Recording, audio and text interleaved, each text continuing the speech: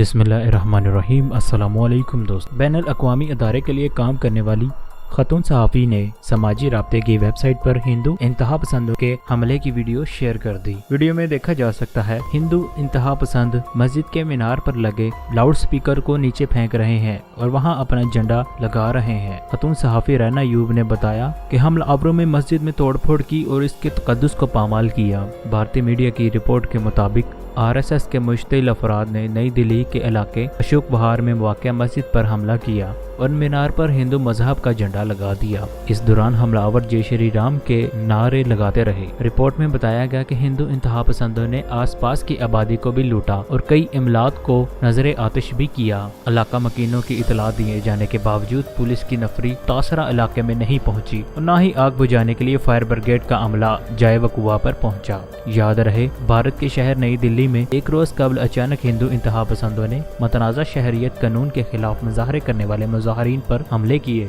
इन्होंने मुसलमानों के घर भी नजरे आतिश किए। रिपोर्ट के मुताबिक भारत में होने वाली तशद्दुद वाक़यात में अब तक पुलिस अहलकार समेत 7 अफराद हलाक हुए हैं। इंटरनेट पर कई ऐसी वीडियोस और तस्वीर सामने आई हैं कि जिसमें देखा जा सकता है कि हिंदू इंतहा पसंदों को पुलिस की मुकम्मल ज़ेर सरपरस्ती हासिल है और वो इन्हें रोकने के बजाय इन मुजाहरीन पर तशद्दुद कर रहे हैं।